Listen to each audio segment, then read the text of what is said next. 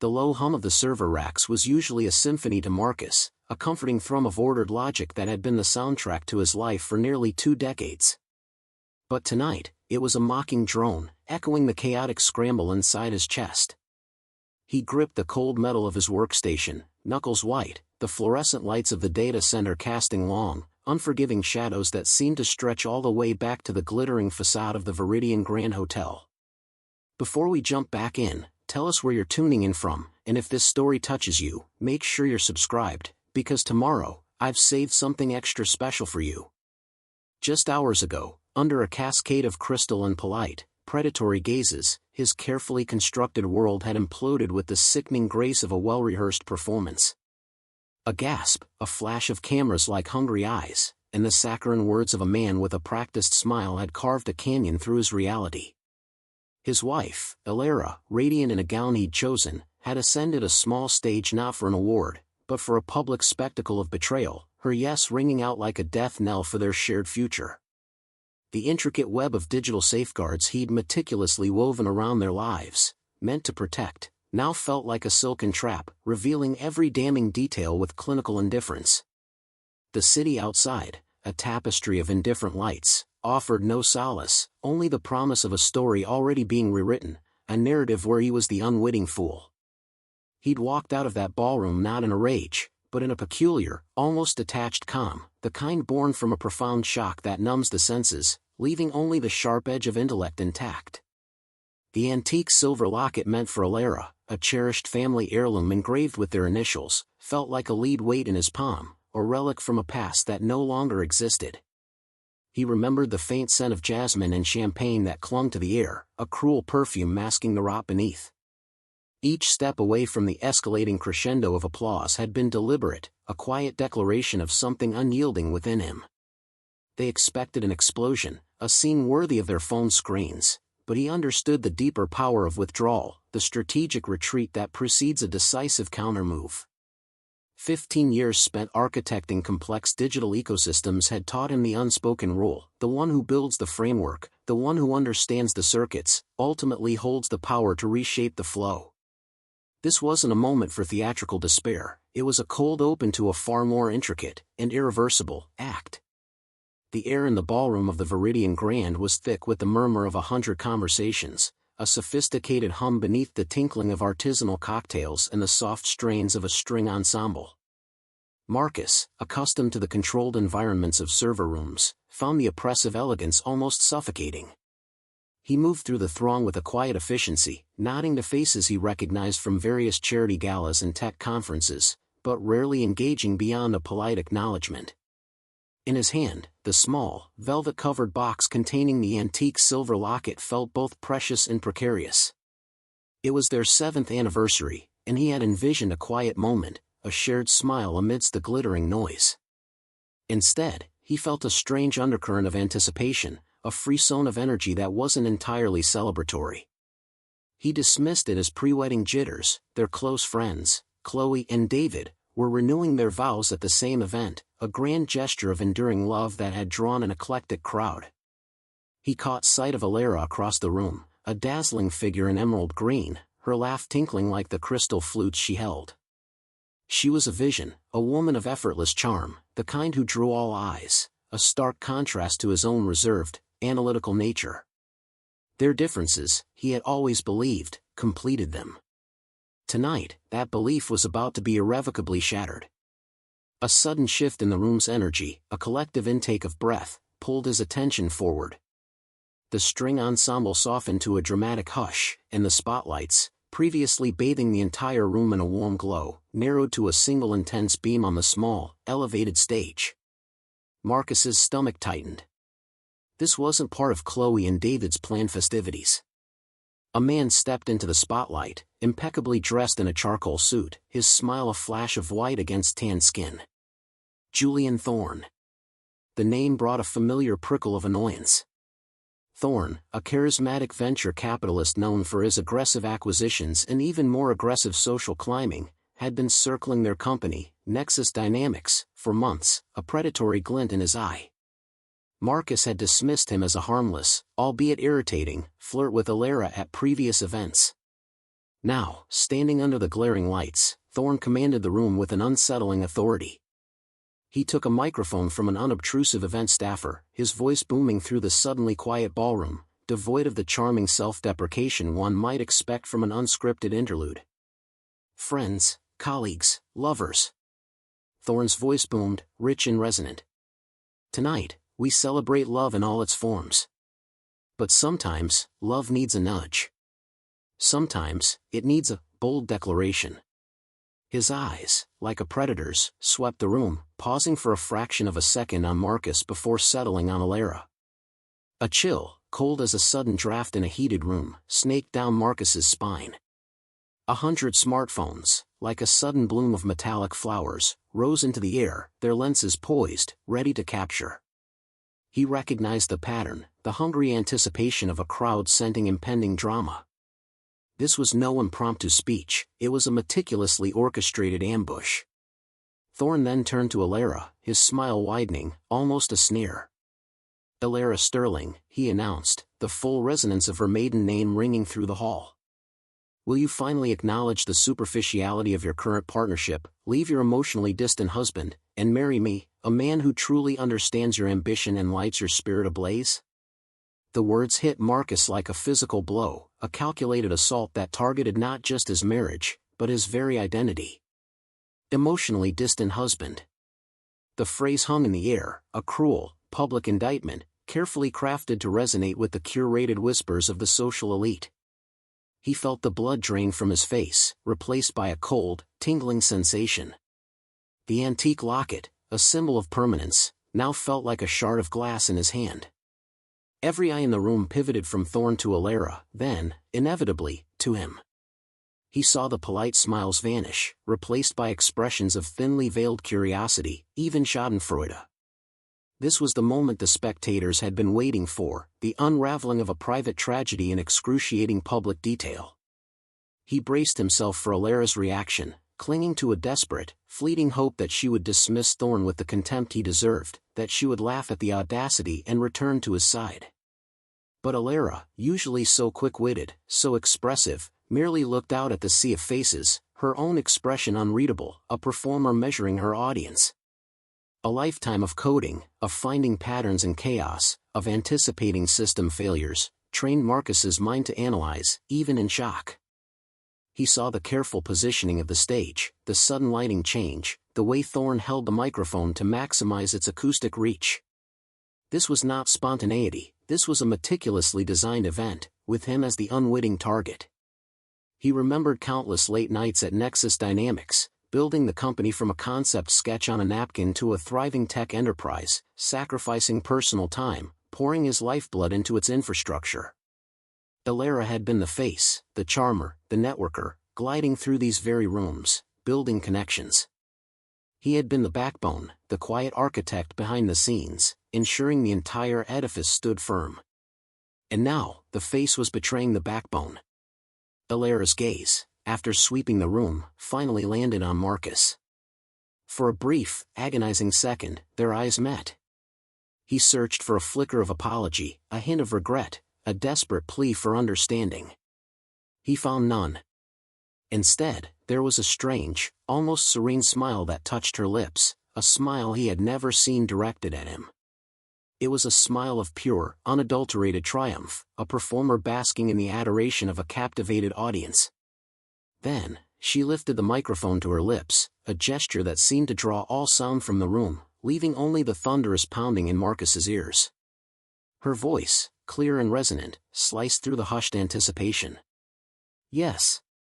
The single word detonated, an explosion of sound and emotion that rocked the ballroom. Preparing and narrating this story took us a lot of time, so if you are enjoying it, subscribe to our channel, it means a lot to us. Now back to the story.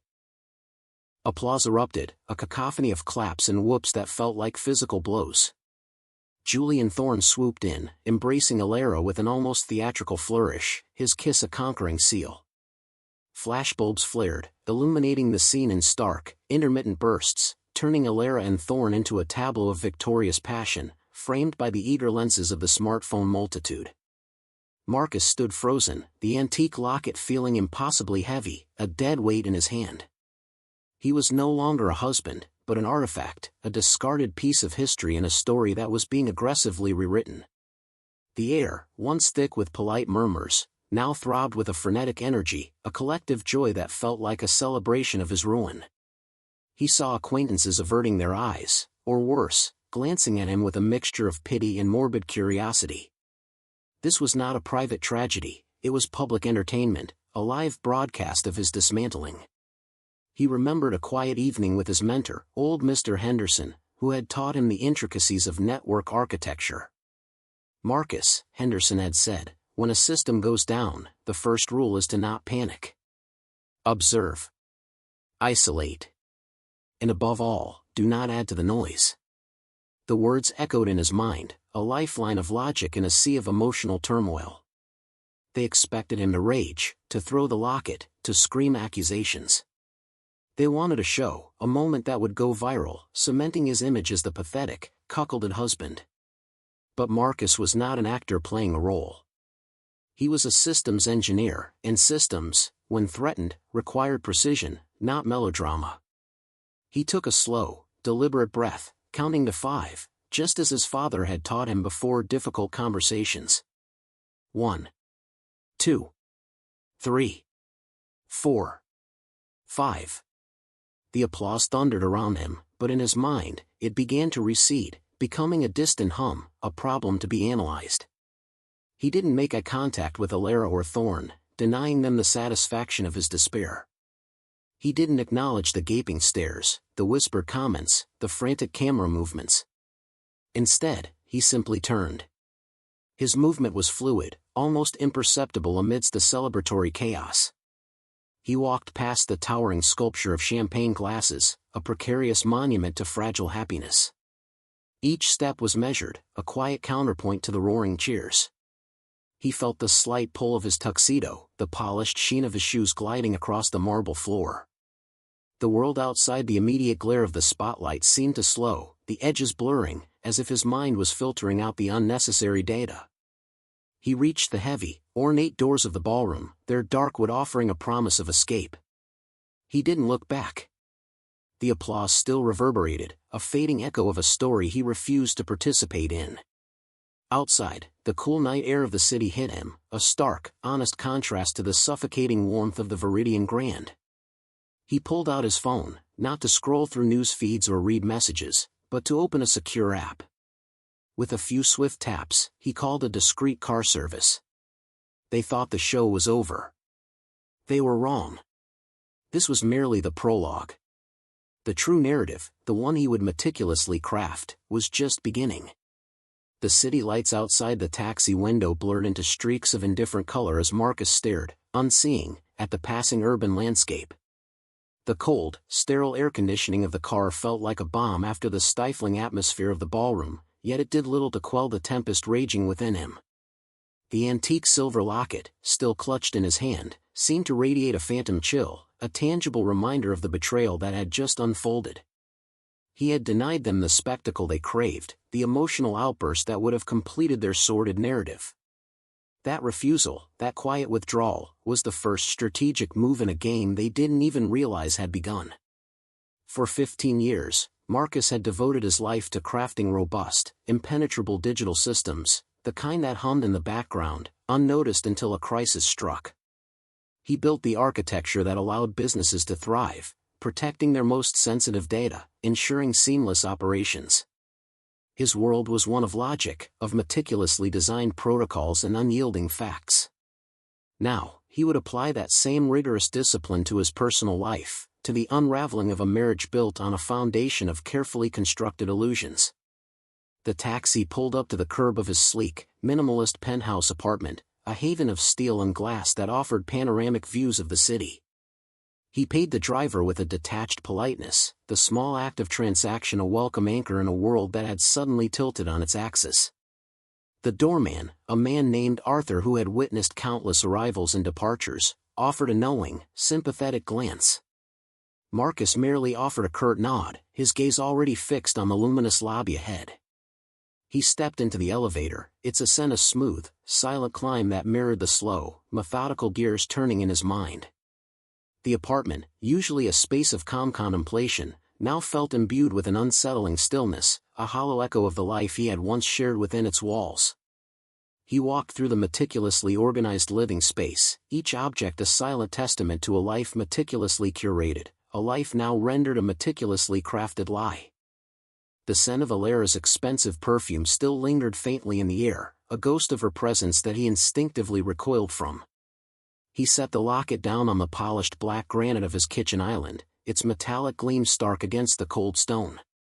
It was no longer a gift of love, but an inert object, stripped of all sentiment, waiting to be repurposed. He moved to his home office, a sanctuary of dark wood and glowing screens.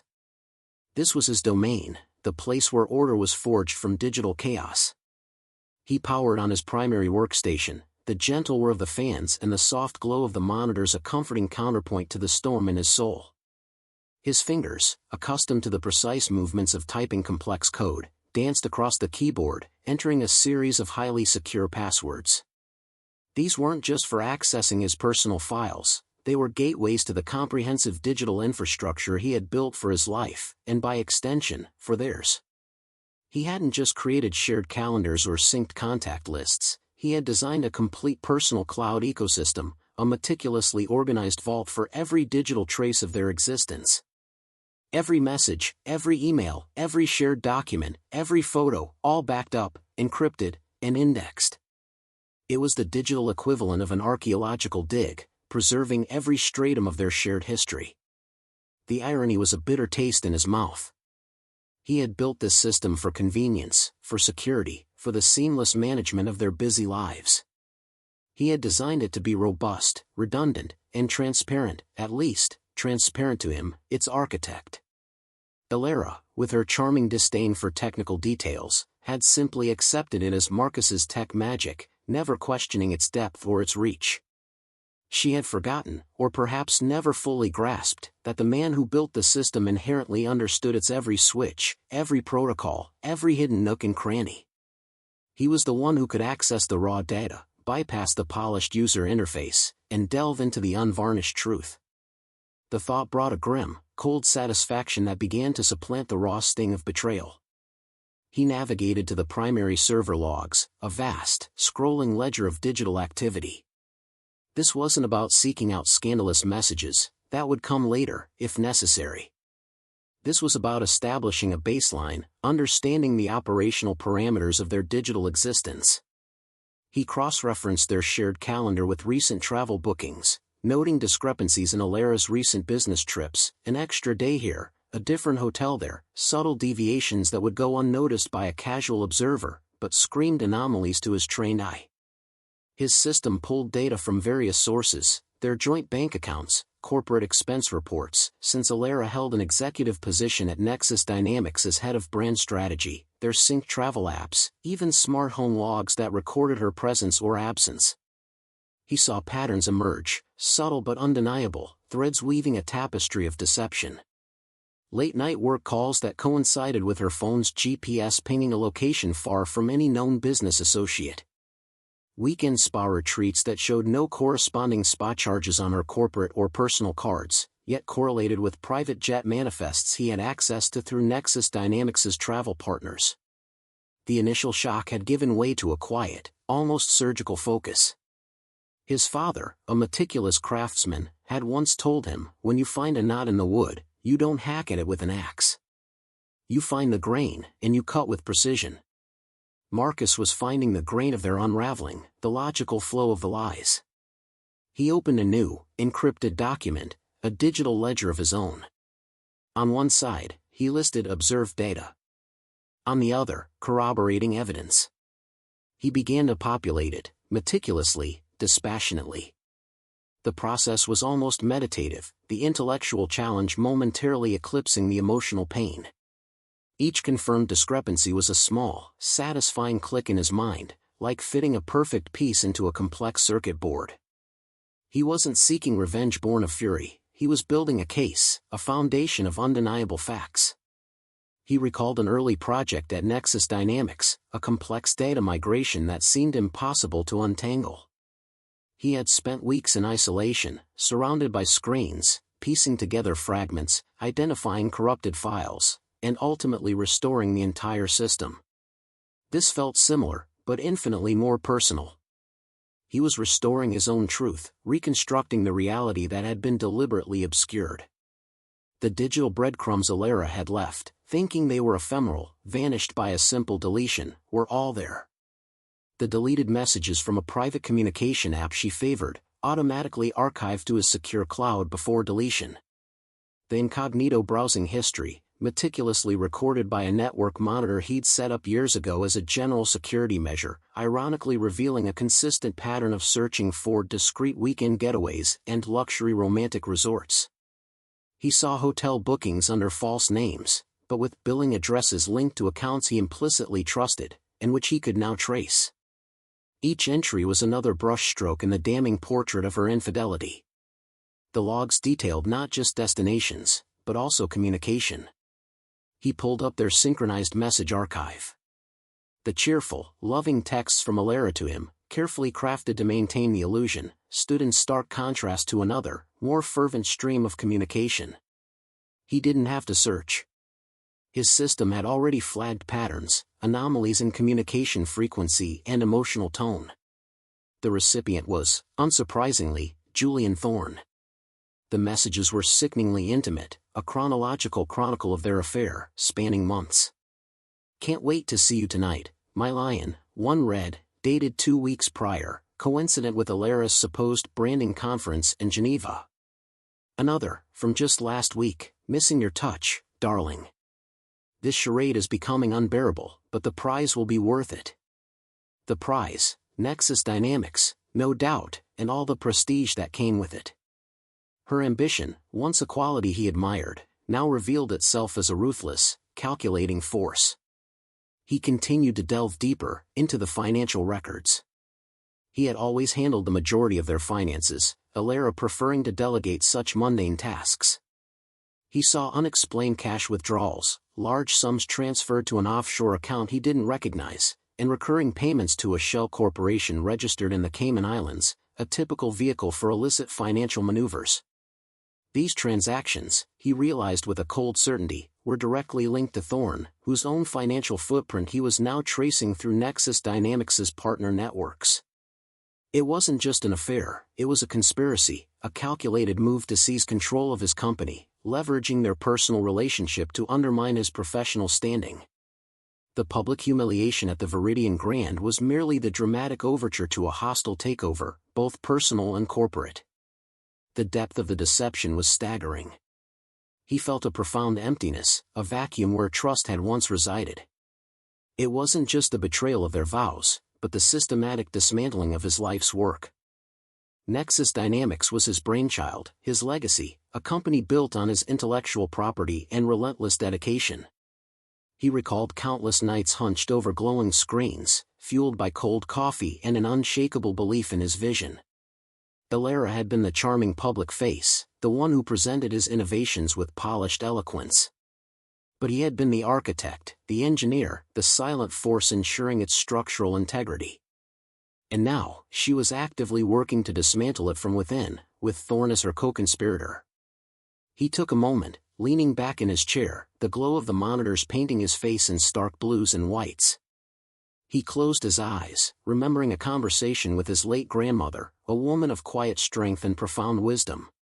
"Marcus," she had said, her voice soft but firm, "the truth always finds its way out, even if you have to dig for it. And when it does, you honor it with action, not with tears." Her words resonated deeply now. This wasn't a time for self-pity or regret. This was a time for action, for precision. He opened a new terminal, preparing to access the deeper layers of Nexus Dynamics' corporate network. As CEO and chief architect, he had unparalleled access, the ultimate gatekeeper of its digital heart. He needed to verify the extent of their corporate malfeasance, to understand how deeply Thorne and Elara had infiltrated the company's sensitive data and financial structures. His personal cloud, a mirror of his life, had revealed the personal betrayal. The corporate network would reveal the professional one. He typed in his credentials, the familiar string of characters a reminder of his foundational role within the company. He wasn't just an employee, he was the creator, the one who held the master keys to the entire kingdom. And he was about to use them to rebuild his shattered world, one meticulously planned, precise cut at a time. The hum of the servers, once a mocking drone, now began to sound like a prelude to a storm he was uniquely equipped to unleash. The cool, sterile air of the data center hummed around Marcus, a familiar comfort that grounded him in the escalating storm. He sat before a bank of screens, each glowing with intricate code and complex network diagrams, a panoramic view of the digital empire he had painstakingly constructed. The past few hours had been a blur of meticulous verification, cross-referencing Elara's personal digital footprint with the corporate logs of Nexus Dynamics. The sickening truth was now laid bare: her affair with Julian Thorne was not merely a personal betrayal, but a calculated corporate sabotage, a meticulously planned hostile takeover executed from within. He had uncovered a labyrinth of illicit activities, shell corporations used to funnel Nexus Dynamics funds, proprietary information shared with Thorne's venture capital firm, and a systematic depreciation of Nexus Dynamics' market value, all designed to facilitate a cheap acquisition. Elara, once his partner in building this empire, had become its most insidious vulnerability. The public humiliation at the Viridian Grand was merely the theatrical climax of their personal drama, designed to destabilize him, to paint him as weak and incapable, thereby weakening his position as CEO and principal shareholder. They had underestimated the quiet man who built the systems, the one who understood the indelible trails left in the digital ether. Marcus's fingers, steady and precise, danced across the keyboard. He wasn't fueled by rage, but by a cold, unwavering sense of duty to the company he had founded, to the employees who trusted him, and to the intellectual property he had poured his life into. His father's words echoed in his mind: a true craftsman doesn't just build, he maintains. And when things break, he fixes them, not with anger, but with the right tool for the job. Tonight, his tools were the very systems Elara and Thorne had presumed to exploit. He initiated the Sentinel Protocol, a failsafe he had designed years ago, during Nexus Dynamics' volatile startup phase, when securing proprietary data was paramount.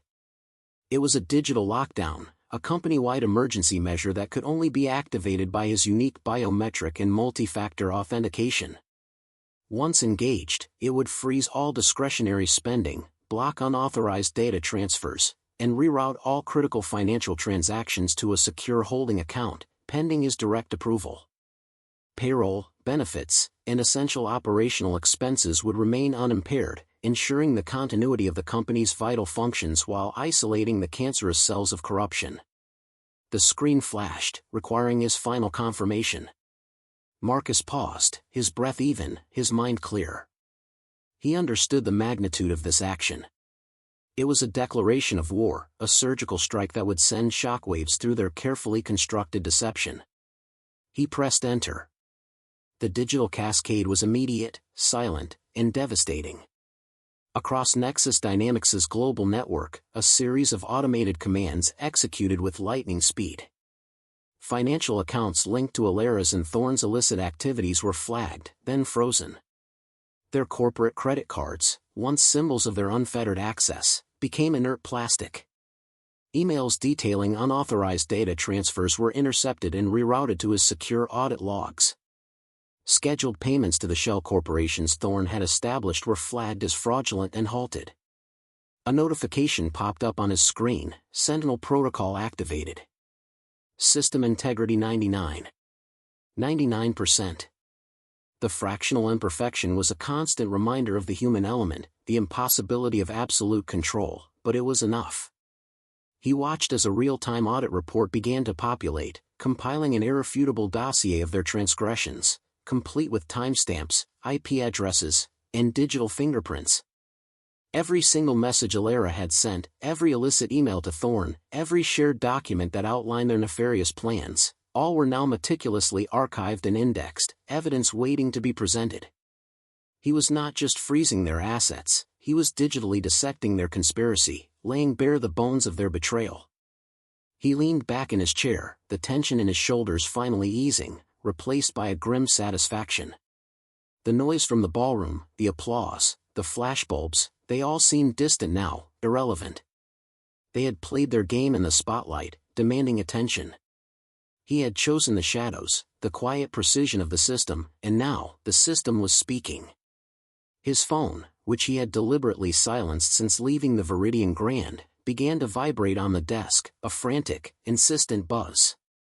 First, a call from Elara, then Thorne, then a flurry of unknown numbers, undoubtedly board members and worried executives, their composure cracking under the sudden, inexplicable financial freeze. He ignored them all. He would not explain a parachute while falling. He would not engage in their narrative of panic. He would let the system do the talking, its cold, hard facts cutting through the manufactured drama. The real-time audit continued to scroll, revealing the vast extent of their infiltration. He saw how Thorne had slowly siphoned off smaller, seemingly innocuous funds through carefully disguised consulting fees and market research grants over the past few months. He saw how Elara, using her position as head of brand strategy, had approved inflated invoices for fictional marketing campaigns, the excess funds routed directly to Thorne's offshore accounts. The details were clinical, sickeningly precise, painting a picture of calculated greed and utter disregard for the company's well-being. Marcus felt a surge of cold fury at the sheer audacity, the methodical dismantling of everything he had built. It wasn't just money, it was trust, reputation, and the livelihood of hundreds of employees. He cross-referenced the audit with Nexus Dynamics' internal legal framework. The violations were myriad and severe: breach of fiduciary duty, corporate espionage, misappropriation of company assets, insider trading. Each count, meticulously documented by his system, was a nail in the coffin of their corporate and personal standing. He began drafting a preliminary legal brief, concise and factual, outlining the initial findings and the actions taken. This would be sent to the board of directors first thing in the morning, along with a full, irrefutable audit report. There would be no room for spin, no space for denial. The truth, backed by immutable digital evidence, would speak for itself. He took a sip of water, his throat dry from hours of intense focus.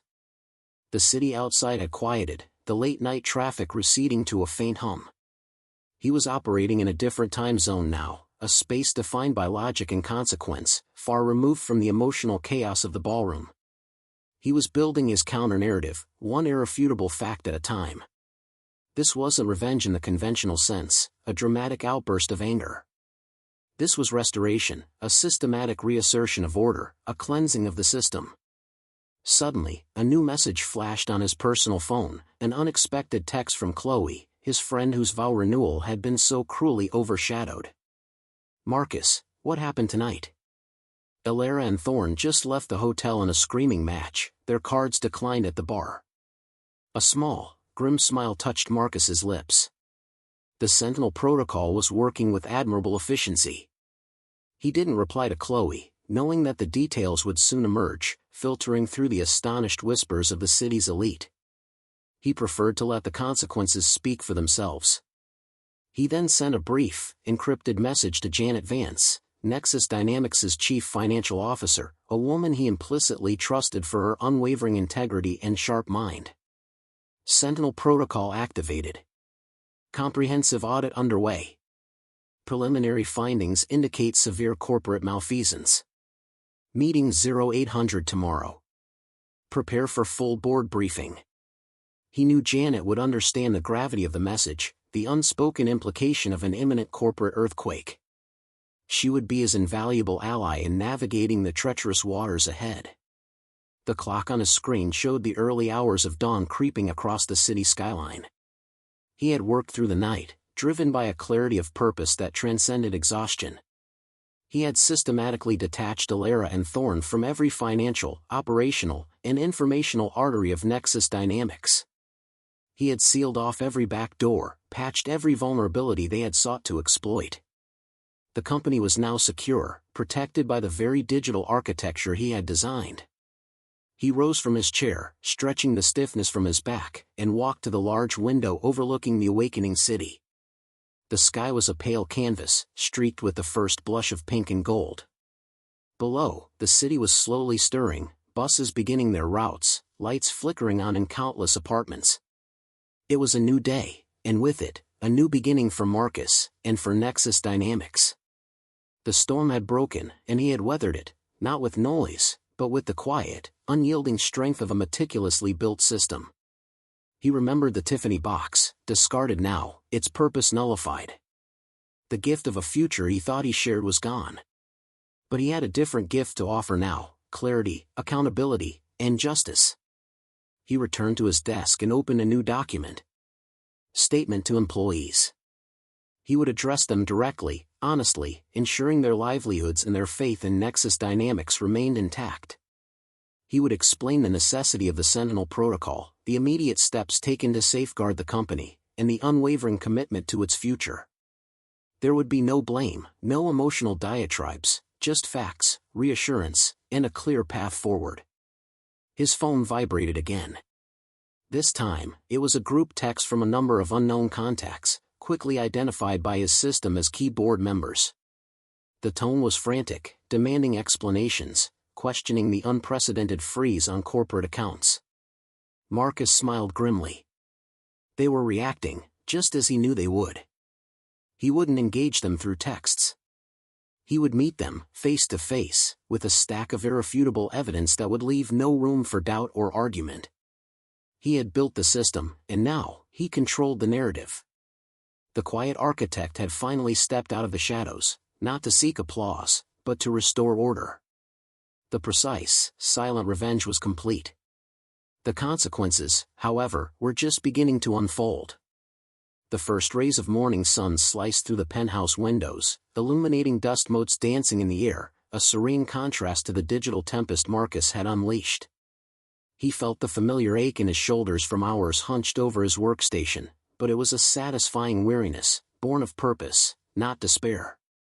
He brewed a strong pot of black coffee, the aroma filling the silent apartment, a small ritual of normalcy in a world irrevocably altered. The chipped ceramic mug, a relic from his early startup days, felt reassuringly solid in his hands.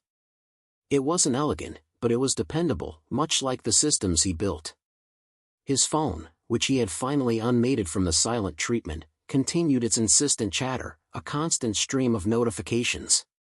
Texts from bewildered board members demanding clarity, desperate voicemails from Elara, frantic and tearful, and even a few terse messages from Julian Thorne, laced with thinly veiled threats.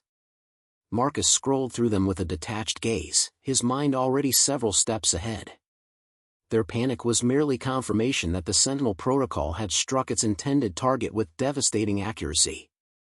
He would not dignify their chaos with an immediate response. His communication would be deliberate, structured, and above all, factual.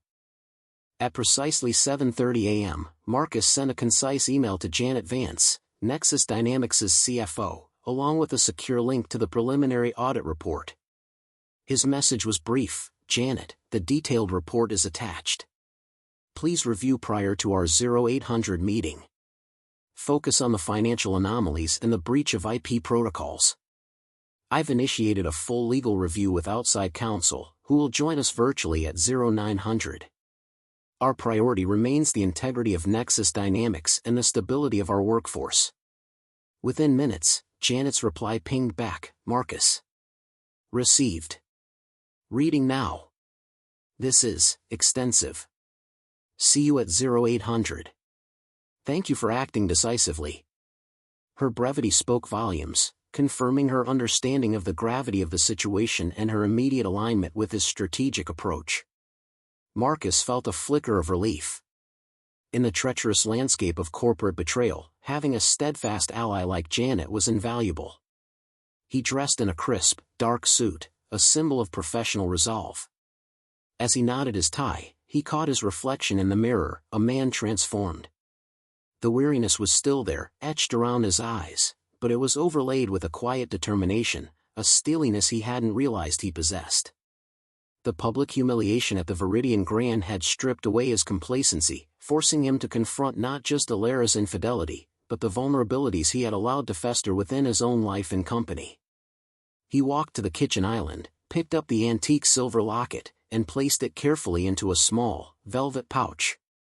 It was no longer an offering of love, but an object of detached sentiment, a painful lesson learned. At 7:55 a.m., Marcus entered the virtual meeting room. Janet was already there, her expression serious, but her eyes reflecting a calm competence that mirrored his own. Her screen displayed a neatly organized summary of the audit report, highlighting the most damning evidence. "Good morning, Marcus," she said, her voice steady. "I've reviewed the preliminary findings. The scale of this, it's breathtakingly brazen. The shell corporations, the IP transfers to Thorne's subsidiaries, the fabricated marketing expenses, it's all here, meticulously documented." "They left a clear trail," Marcus replied, his voice devoid of emotion. "They underestimated the system, and they underestimated the architect. My priority, Janet, is to stabilize Nexus Dynamics, protect our employees, and ensure the perpetrators face the full consequences of their actions. This isn't just about personal betrayal, it's about corporate malfeasance that threaten the very foundation of this company." "Agreed," Janet affirmed, nodding. "The Sentinel Protocol was a stroke of genius, Marcus. It bought us time, secured our assets, and prevented further damage. The board is in a frenzy, of course. Julian Thorne is making calls, attempting to spin a narrative of a rogue CEO having a personal meltdown. Elara is, well, she's frantic. But the hard facts in this report will speak louder than any of their manufactured drama." At 8 a.m. sharp, the other board members began to join the call, their faces appearing in small boxes on the screen. There was Robert Chen, the stoic head of legal affairs, his brow furrowed in concern; Sarah Davies, the astute head of investor relations, her usual composed demeanor replaced by a visible unease; and David Grant, the outspoken venture capitalist who represented a significant portion of Nexus Dynamics' early investment. The atmosphere was thick with tension, a palpable mixture of fear, confusion, and growing anger. "Good morning, everyone," Marcus began, his voice calm and authoritative, cutting through the murmurs of discontent. "Thank you for joining this urgent meeting. I understand there's been some confusion regarding the activation of the Sentinel Protocol and the subsequent freeze on certain corporate accounts. Before we proceed, I want to assure everyone that payroll, employee benefits, and essential operational expenses remain unimpaired. Nexus Dynamics' core functions are stable and secure."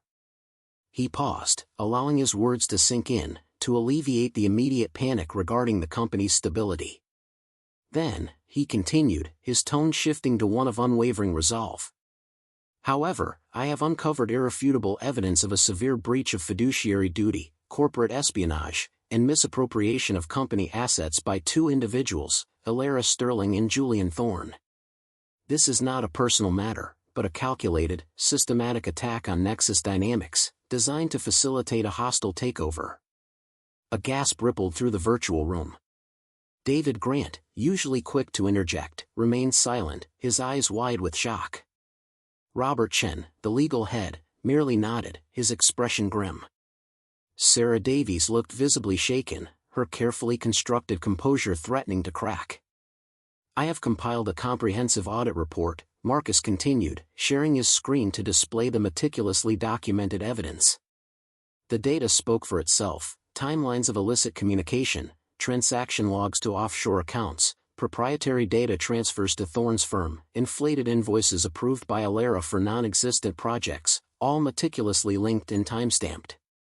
Every message, every transaction, every shared file that implicates Ms. Sterling and Mr. Thorne has been secured and audited.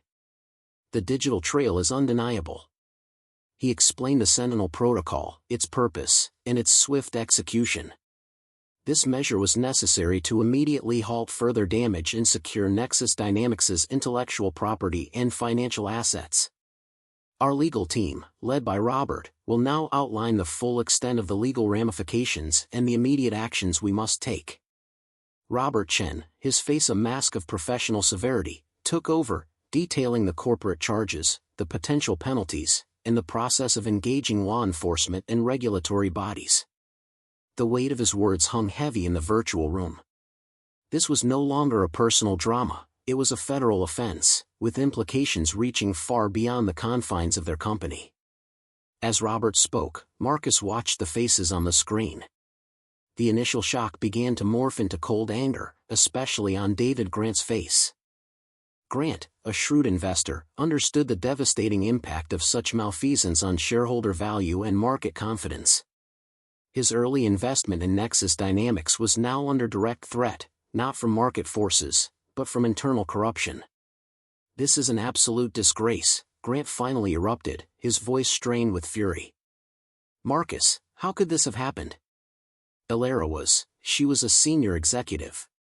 "My God, the reputational damage alone. My apologies, David, for any oversight on my part," Marcus responded, his voice still calm, though an undercurrent of steel was now perceptible. "However, it's worth noting that the system I built, the system designed to protect Nexus Dynamics, is precisely what caught and documented this deception. The Sentinel Protocol, which I personally architected, ensured that while the betrayal was insidious, it was not ultimately successful. Nexus Dynamics is secure. Its assets are protected. And the evidence is irrefutable." He allowed a brief pause. "They underestimated the backbone, in favor of the face." The unspoken implication hung in the air. Elara, the charismatic face of the company, had been exposed by Marcus, the quiet backbone. It was a subtle, yet powerful, reassertion of his authority and his indispensable value to Nexus Dynamics. At 9 a.m., the virtual room expanded to include the stern, professional faces of two senior partners from Covington and Burling, a formidable corporate law firm Marcus had retained. They listened intently as Marcus and Robert reiterated the findings, their expressions reflecting a quiet appraisal of the overwhelming evidence. Mr. Carter, one of the lawyers, a woman with piercing blue eyes named Eleanor Vance, no relation to Janet, finally spoke, her voice crisp and decisive. "The evidence you've compiled is exhaustive. This is a very strong case for corporate fraud, breach of contract, and intellectual property theft. We will initiate immediate legal proceedings, secure injunctions, and prepare for criminal referrals. Furthermore, given the nature of the public spectacle last night, we will also issue a comprehensive statement to the press, outlining Nexus Dynamics' decisive action to protect its integrity from internal malfeasance, without, of course, delving into the personal aspects of the betrayal. Our focus will be on the corporate crime." Marcus nodded, his strategic mind already working through the implications. A public statement from a prestigious law firm, backed by irrefutable evidence, would swiftly dismantle Thorne's attempts at character assassination and Elara's desperate pleas of innocence. The narrative would shift from his personal humiliation to their corporate crime, a far more damaging blow to their professional and public standing. The meeting concluded with a clear action plan. Marcus, with Janet and Robert, would oversee the legal and financial aspects, ensuring Nexus Dynamics remained stable and operational. The press statement would be carefully crafted and released by noon. All further inquiries from Elara or Thorne would be directed to legal counsel. As the board members and lawyers disconnected, Janet lingered. "Marcus," she said, her voice softer now, a hint of concern in her tone. "This must be incredibly difficult on a personal level. Are you holding up?"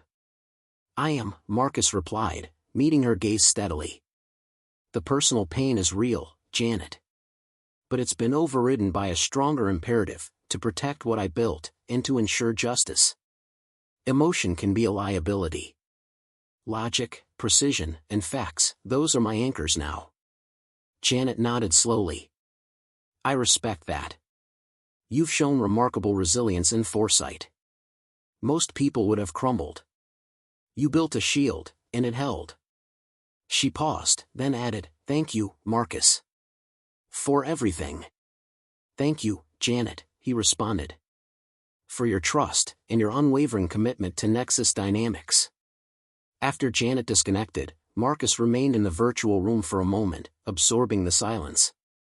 The storm wasn't over, but he had steered the ship through its most violent initial phase. The calm resolve in his heart was a new sensation, a quiet strength born from adversity. He had chosen precision over meltdown, and the system he had built had delivered. He then drafted the statement for Nexus Dynamics' employees, his fingers flying across the keyboard with renewed purpose. It was important to reassure them, to provide clarity amidst the impending media storm. The message was direct, transparent, and unwavering in its commitment to their future. "Dear Nexus Dynamics team, I am writing to you today regarding recent events that may have caused concern or uncertainty. Earlier this morning, I initiated the Sentinel Protocol, a critical security measure designed to protect Nexus Dynamics' intellectual property and financial integrity. This action was taken in response to serious findings of corporate malfeasance, including breach of fiduciary duty and misappropriation of company assets, by 2 individuals previously associated with our organization. I want to be absolutely clear, Nexus Dynamics is secure and stable. Payroll, employee benefits, and essential operational expenses remain unimpaired. Our core business functions are continuing without disruption. We have engaged external legal counsel, Covington & Burling, to address these matters with the utmost seriousness and to pursue all available legal avenues. Our focus remains steadfast on our mission, our innovation, and the well-being of our dedicated team.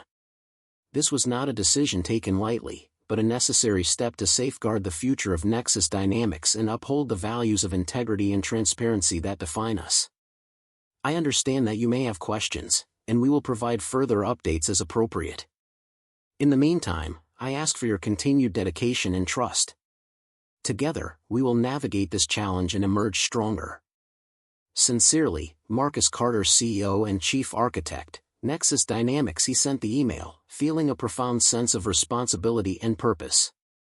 This was the true work of a leader, not just building systems, but protecting the people and the vision they embodied. The public spectacle at the Viridian Grand was a distant memory now, overshadowed by the very real battle for Nexus Dynamics' soul. And in that battle, Marcus Carter, the quiet architect, was undeniably in control. He looked out at the city, its vastness no longer intimidating, but a reminder of the intricate, interconnected systems that defined modern existence. He had mastered those systems, and now, he was wielding that mastery to restore order to his own shattered world. The journey ahead would be long and arduous, but he was ready. He had built his own shield, and it was holding. Later that morning, the meticulously crafted press statement hit the wire services. It was cold, clinical, and devastatingly effective. It made no mention of infidelity, no hint of personal drama. Instead, it focused on corporate fraud, breach of fiduciary duty, and the decisive action taken by Nexus Dynamics' CEO, Marcus Carter, to protect the company. The statement effectively hijacked the narrative, shifting public attention from a sensational personal scandal to a serious corporate crime. The media, initially ravenous for the personal drama of a public betrayal, quickly pivoted to the more substantial story of a major tech firm embroiled in an executive-level fraud investigation. Headlines that might have screamed CEO's wife leaves him for rival were now replaced with Nexus Dynamics CEO uncovers massive internal fraud, or tech giant battles executive corruption. The shift was a powerful testament to Marcus's strategic brilliance. He had denied them the juicy, emotional content, forcing them instead to report on the facts he had so painstakingly unearthed. His phone, which had been buzzing incessantly with calls from Elara and Thorne, now saw a dramatic increase in calls from journalists, analysts, and other curious parties. He ignored them all, per his legal counsel's instructions, redirecting them to Covington & Burling. He observed, from a detached distance, the digital maelstrom he had created. Social media, initially awash with gossip about the Viridian Grand incident, quickly became a forum for speculation about Nexus Dynamics' future and the implications of the fraud investigation. Marcus remained at his workstation, meticulously archiving every news report, every social media post, every fragment of the evolving public discourse. He was building another layer of defense, understanding the public perception as a crucial battlefield. He instructed his PR team, under the careful guidance of Eleanor Vance, to prepare a follow-up statement if necessary, to control the narrative proactively, rather than reactively. Around noon, a text from Emily, Elara's former assistant, pinged on his personal phone. It was brief, Mr. Carter. Heard the news. You actually did it. My card just declined at the deli downstairs for lunch. Miss Sterling is in her office, screaming. Mr. Thorne is on the phone, turning purple. Thank you. A small, almost imperceptible smile touched Marcus's lips. The Sentinel Protocol's reach was comprehensive, and its effects were now palpably disrupting their daily lives. Emily's message, delivered with a hint of awe, was a quiet validation of his strategic approach. He thought of her earlier question, whose company is it really? She was seeing the answer now. He replied to Emily, Emily, focus on your work. Nexus Dynamics will take care of its loyal employees. We will have a conversation about your future soon. He knew she was a valuable asset, intelligent and diligent, and he would ensure she was protected from the collateral damage of Elara's downfall. The afternoon passed in a blur of calls with Robert Chen and Eleanor Vance, refining the legal strategy, preparing for potential counteractions from Thorne or Elara. They anticipated aggressive tactics, desperate attempts to discredit Marcus, to paint him as vindictive or unstable. But he had prepared for this, anticipating every possible angle of attack. His internal emotional landscape, though still scarred, was now a disciplined, strategic mind. The raw hurt had been transmuted into a powerful resolve. Later that evening, as the city lights began to twinkle against the twilight sky, Marcus received another call from Janet. Her tone was calmer, more reflective. Marcus, the board meeting this afternoon was intense. David Grant was incandescent with rage, but it was directed squarely at Thorne and Elara, not you. He's already pushing for maximum legal action. Sarah Davies is working overtime to reassure investors, armed with the facts you provided. And Robert's team is preparing for battle. The consensus is unanimous, full support for your actions, and a mandate to pursue justice. And Elara? And Thorne? Marcus inquired, his voice even. Thorne issued a rather pathetic counterstatement, denying all allegations and threatening a defamation suit. Janet scoffed. Our lawyers immediately issued a stronger rebuttal, citing the overwhelming evidence. As for Elara, she sent a letter to the board, claiming she was coerced, manipulated by Thorne. A desperate attempt to absolve herself, clearly. It didn't land well. The evidence is too strong, Marcus. She's isolated. As expected, Marcus replied. They played a public game, Janet. They built their house of cards on public perception. I built mine on facts and infrastructure. The house of cards always falls first. Indeed, Janet agreed. So, what's next for you, Marcus? Beyond the corporate battle, that is. He paused, looking out at the glittering cityscape. Rebuilding, Janet. Rebuilding Nexus Dynamics stronger than ever, and rebuilding my own life. This wasn't about revenge. It was about defining boundaries, about protecting what's mine, what's real. And ensuring that integrity, not manipulation, guides this company's future. Janet was silent for a moment. I think that's an excellent plan, Marcus. We're all with you. As he disconnected the call, Marcus felt a quiet sense of closure begin to settle over him. The initial shock, the raw pain of betrayal, had been meticulously processed, transformed into a powerful engine of strategic action. He had proven his worth, not by shouting loudest, but by building strongest. He had faced the fire, and emerged not unscathed, but undeniably fortified. The city hummed outside, indifferent yet vibrant, a mirror to his own renewed purpose. He was ready for the next phase, ready to lead Nexus Dynamics into a future unburdened by deceit, and ready to carve a new path for himself, defined by quiet strength and unwavering precision. The quiet architect had rebuilt his world, one precise, deliberate action at a time. The system had spoken, and its verdict was final. The next morning, Marcus arrived at the Nexus Dynamics headquarters before dawn, the towering glass and steel edifice reflecting the nascent light of the rising sun. The lobby was hushed, a stark contrast to the previous night's digital storm and the impending media circus. He felt a different kind of energy in the building now, a hum of controlled anticipation rather than frantic chaos. His presence, usually a quiet backdrop, now carried the undeniable weight of decisive action. He went directly to his executive office, a minimalist space designed for focus and clarity. The large monitor on his desk glowed softly, displaying the latest updates from the Sentinel protocol. Everything was green, stable, secure. The financial arteries of Nexus Dynamics were flowing smoothly, Precisely, under his direct oversight. No unauthorized transactions, no data breaches, no corporate espionage. The integrity of the system held firm. His first meeting was with Robert Chen, the head of legal affairs, and the two senior partners from Covington and Burling, Eleanor Vance and her colleague, David Thorne, no relation to Julian Thorne. They joined him in the physical conference room, their expressions grim but resolute. Eleanor, with her sharp, incisive questions, led the discussion.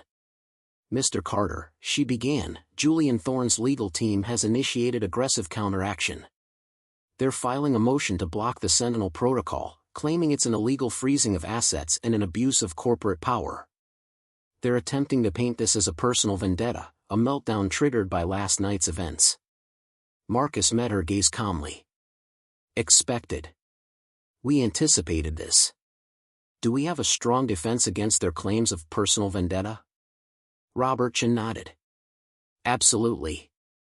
The audit report, Marcus, is a fortress of facts. It meticulously details corporate fraud, intellectual property theft, and breach of fiduciary duty.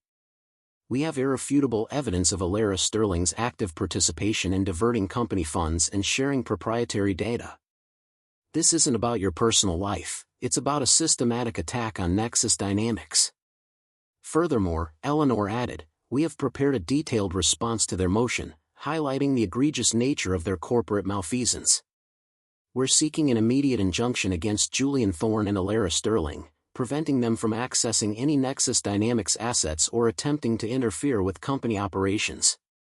We're also preparing criminal referrals to both federal and state authorities." "Good," Marcus replied, his voice firm. "Our priority remains the protection of Nexus Dynamics and its employees. We must ensure that the narrative remains focused on corporate integrity, not personal drama. The public has seen enough of their theatrics." David Thorne, the legal partner, spoke for the first time. "We've also prepared a comprehensive communication strategy, Mr. Carter. Our PR team, in conjunction with Nexus Dynamics' own, will release a series of statements reinforcing the company's stability and unwavering commitment to ethical business practices.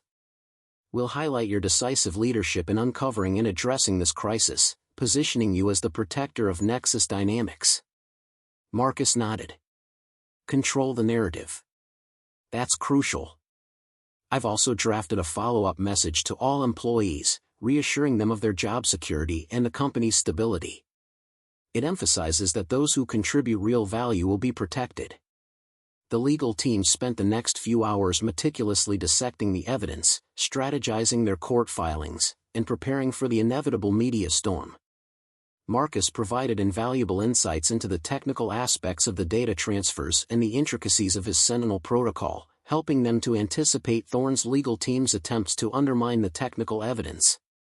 His quiet expertise was a powerful weapon in their arsenal. As the legal team departed, Marcus felt a renewed sense of purpose. The fight would be arduous, but he was surrounded by competent, ethical professionals who shared his commitment to justice. He wasn't alone in this. His next meeting was with Janet Vance, the CFO. She entered his office with a stack of financial reports, her expression a mix of relief and grim determination. "Marcus, the financial fallout from Thorne and Elara's activities is significant. They managed to divert millions through their shell corporations. But the Sentinel Protocol locked down the major accounts just in time. We've mitigated the bleeding. How much can we recover?" Marcus asked, his voice even. "A substantial portion," Janet replied confidently. "Our forensic accounting team is working around the clock.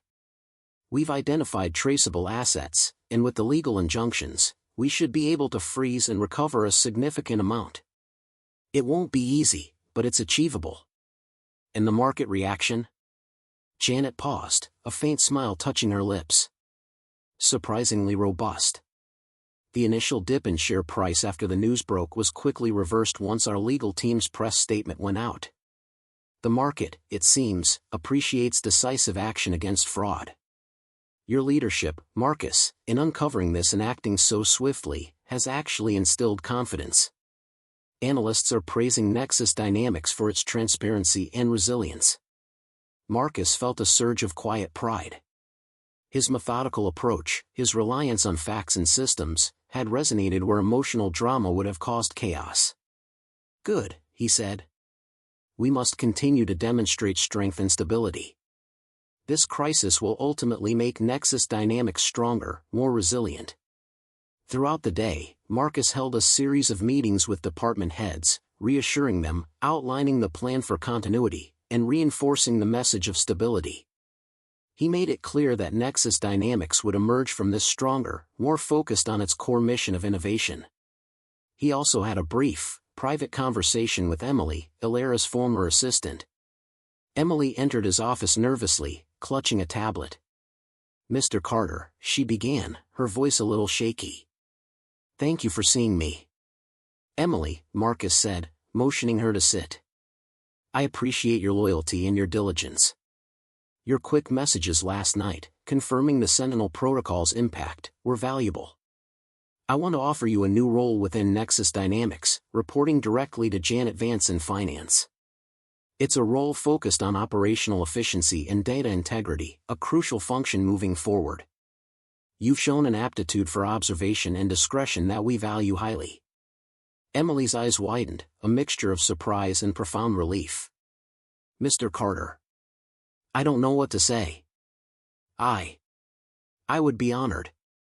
Thank you." "You earned it, Emily," Marcus said, a rare, genuine smile touching his lips. "Nexus Dynamics rewards talent and integrity. Always remember that." As Emily left, her steps lighter, Marcus felt a flicker of warmth. In the midst of so much betrayal, there were still those who embodied loyalty and true potential. He would cultivate them, build a team around integrity and competence, rather than charisma and deceit. The week that followed was a whirlwind of legal filings, strategic communications, and intense internal restructuring. The media storm raged, but Nexus Dynamics, guided by Marcus's steady hand, weathered it with remarkable resilience. The narrative remained firmly on corporate fraud and the company's decisive response. Julian Thorne and Elara Sterling found themselves increasingly isolated, their attempts to discredit Marcus crumbling under the weight of irrefutable digital evidence. Elara's public image, once carefully cultivated, was in tatters. Her claims of coercion were dismissed as desperate fabrications, contradicted by the intimate and incriminating messages Marcus had secured. Julian Thorne's reputation as a ruthless but legitimate venture capitalist was destroyed, replaced by the stigma of corporate fraud and criminal conspiracy. His firm, already reeling from the legal fallout, faced a catastrophic loss of investor confidence.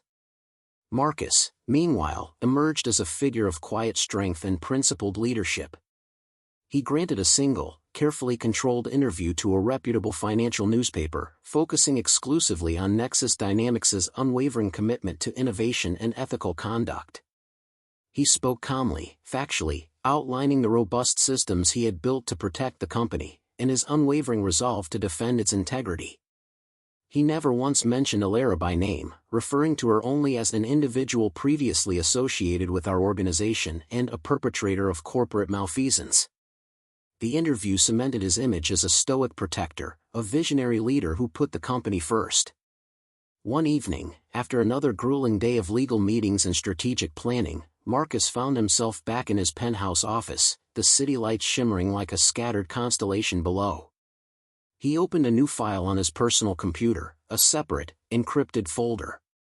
He pulled up the archived messages and digital trails from Elara's cloud, the ones that meticulously documented her affair with Thorne.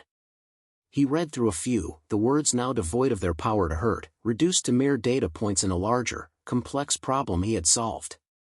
He realized then that the bitter sting of personal betrayal had finally begun to recede, replaced by a profound sense of liberation. He was no longer shackled by a false narrative, by a love that was a meticulously constructed lie. He was free to rebuild, not just Nexus Dynamics, but his own life, on a foundation of truth and authenticity. The emptiness he had felt after the Viridian Grand Ballroom was slowly being filled with purpose, with a quiet confidence born of resilience. He closed the file, deleting the redundant copies from his personal cloud. He didn't need to reread them. The evidence was secured, presented to the courts, and now served its purpose. He didn't need to dwell on the past. His gaze was fixed firmly on the future. He then opened a separate document, his long-dormant personal passion project, a new open-source platform designed to empower individuals with greater control over their personal digital data, preventing the very kind of exploitation he had just experienced. It was a vision born from adversity, a system designed not just to protect, but to proactively empower. This was the true legacy he wanted to build, a testament to the power of responsible technology, guided by integrity and precision. As he began to code, the familiar rhythm of his fingers on the keyboard, the logical flow of algorithms, the challenging beauty of creation, it all brought a profound sense of peace. The hum of his workstation, once a mocking drone, was now a harmonious symphony, a soundtrack to a new beginning. He was the quiet architect, building new worlds, securing new futures, one precise, deliberate line of code at a time.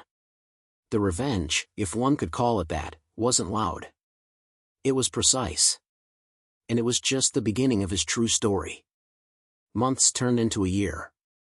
The legal battles were long, arduous, and costly, but Marcus, armed with his irrefutable digital evidence and backed by the formidable legal might of Covington and Burling, slowly but surely gained the upper hand. Julian Thorne's venture capital firm collapsed, its reputation irrevocably tarnished. He faced criminal charges for corporate fraud and insider trading, and the likelihood of a lengthy prison sentence loomed large. Elara Sterling, stripped of her executive position, her assets frozen, and her public image shattered, was a pariah. Her claims of coercion dissolved under the weight of her own damning messages and financial transactions. She faced civil lawsuits from Nexus Dynamics and criminal charges for her active participation in the fraud. The elegant life she had so meticulously curated lay in ruins. Nexus Dynamics, meanwhile, not only survived the crisis but emerged stronger.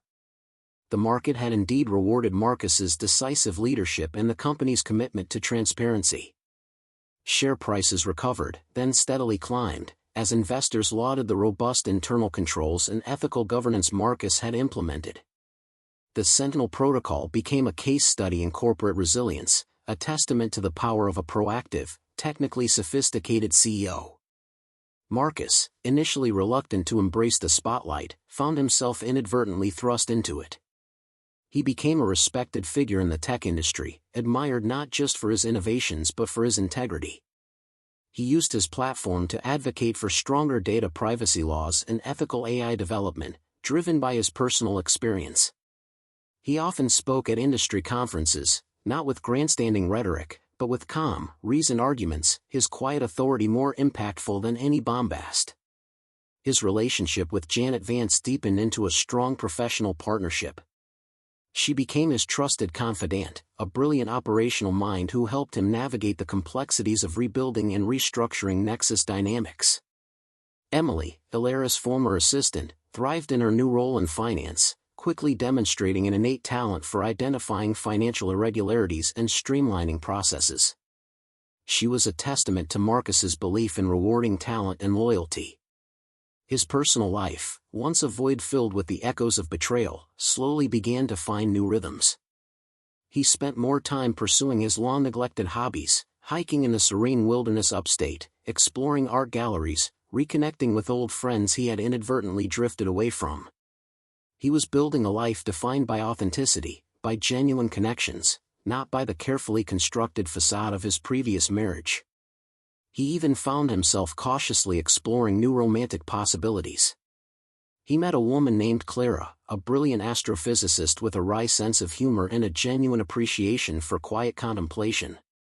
Their conversations were intellectually stimulating, filled with shared curiosity about the universe and a mutual respect for the complexities of life. She understood his reserved nature, recognizing the quiet depth beneath, rather than mistaking it for weakness. With Clara, there was no pretense, no performance, just an honest, evolving connection built on shared values and intellectual curiosity. It was a different kind of connection, one that felt more real, more sustainable. One afternoon, a little over a year after the Viridian Grand incident, Marcus received a formal notification from his lawyers. The civil lawsuit against Elara Sterling had concluded. She had lost everything. Her remaining assets, meager as they were, had been seized to cover a fraction of the damages she owed Nexus Dynamics. She faced bankruptcy and social ostracism. Julian Thorne's fate was similar, though his corporate downfall was far more spectacular. The justice, though protracted, was comprehensive. Marcus read the notification with a quiet, detached satisfaction. There was no elation, no sense of triumph. Just a quiet confirmation that order had been restored, that the system had corrected itself. The knot in the wood had been found, and the cut had been made with precision. He thought back to the antique silver locket, now safely stored away in a locked drawer in his office. It no longer carried the sting of betrayal, but the quiet weight of a profound lesson. It was a reminder that true strength lay not in public displays of emotion or in the pursuit of superficial ambition, but in the integrity of one's character, the resilience of one's spirit, and the unyielding precision of one's actions. He looked out at the bustling city, a tapestry of intricate systems, human and digital, all humming with life and purpose. He was a part of it, a quiet architect, building, maintaining, and protecting. His revenge wasn't loud. It was precise. And in that precision, he had found not just justice, but a profound and enduring peace. His journey had led him through betrayal and public humiliation, but it had ultimately brought him to a place of greater strength, clarity, and authentic purpose. The system had spoken, and Marcus Carter had listened, and learned. The future was not just rebuilt, it was reimagined, secured by the very principles he had always held dear. The story of Marcus Carter, the quiet architect, became an enduring legend within Nexus Dynamics. New employees, especially those in the IT and cybersecurity departments, heard whispers of the Sentinel Protocol and the CEO who had saved the company from internal sabotage. His leadership was cited as a prime example of foresight and integrity. He was no longer just a brilliant engineer, he was a symbol of resilience and principled action. Marcus, however, remained grounded. The accolades and newfound public recognition did not sway him from his core values. He continued to dedicate himself to Nexus Dynamics, fostering a culture of transparency, accountability, and ethical innovation. He invested heavily in cybersecurity infrastructure, ensuring that the vulnerabilities exploited by Elara and Thorne could never be replicated. He also championed employee well-being, implementing programs that reflected his belief in nurturing talent and loyalty. His personal passion project, the open-source platform for digital data control, slowly began to take shape. He dedicated his weekends and evenings to its development, seeing it as a way to empower others, to give individuals the tools to protect themselves from the very kind of digital manipulation he had endured. Clara, his new partner, often joined him in his home office, offering insightful feedback and intellectual companionship. She understood the profound motivation behind his work, recognizing it as an extension of his deeply held principles. Their relationship blossomed, built on shared respect, intellectual curiosity, and a quiet, authentic connection that felt infinitely more profound than the performative love he had once known. One crisp autumn evening, Marcus was hosting a small dinner party at his penthouse. Janet, Robert, Emily, now a rising star in Nexus Dynamics' finance department, and Clara were all present. The atmosphere was convivial, filled with genuine laughter and stimulating conversation. The city lights glittered outside, a dazzling backdrop to their shared camaraderie. During dinner, the conversation inevitably drifted to Nexus Dynamics' remarkable turnaround. "It's truly incredible, Marcus," Robert Chin remarked, raising his glass. "What you did, the way you handled it, it's textbook. You didn't just save the company, you redefined what it means to lead with integrity in a crisis." Indeed, Janet added, the Sentinel Protocol is now famous. Other companies are looking to implement similar systems. You've set a new industry standard, Marcus. Marcus smiled, a genuine, relaxed smile that reached his eyes. It wasn't just me. It was a team effort. And it was simply about trusting the system and trusting the facts. The truth, ultimately, is the most powerful weapon. Emily, now confident and poised, chimed in. "I remember thinking, that morning, whose company is it really? And watching you work, Mr. Carter, it became so clear. It was always yours, built by your backbone, protected by your vision. Clara reached across the table and gently squeezed Marcus's hand. And you, Marcus, you rebuilt your own life with that same vision. You turned betrayal into purpose. That's true strength. Later, as the guests departed, Marcus and Clara stood by the panoramic window, looking out at the glittering cityscape. Are you happy, Marcus? Clara asked softly, leaning her head on his shoulder. He paused, contemplating the question. The word happy felt almost too simple, too fleeting. But he felt something deeper, more enduring. I am content, Clara. I am at peace. I have purpose. I have integrity. I have built something real, both professionally and personally. He turned to her, his gaze warm and steady. And I have you. She smiled, a knowing, loving smile. The quiet architect has built a beautiful new world for himself. Marcus squeezed her hand. The system is finally working as designed. The story of his journey, from public humiliation to quiet triumph, was a powerful testament to the enduring strength of character, the wisdom of strategic precision, and the transformative power of integrity. He had faced the ultimate betrayal, not with an explosion, but with an execution. And in that execution, he had not only salvaged his company and his reputation, but he had also forged a stronger, more authentic version of himself. The quiet man who built the systems had finally owned his own story, rewriting it with unwavering resolve and a profound sense of peace. His revenge, precise and silent, had ultimately paved the way for his most meaningful creation, a life rebuilt on truth, purpose, and genuine connection. The architect had designed his future, and it was glorious. Up next, you've got 2 more standout stories right on your screen. If this one hit the mark, you won't want to pass these up. Just click and check them out.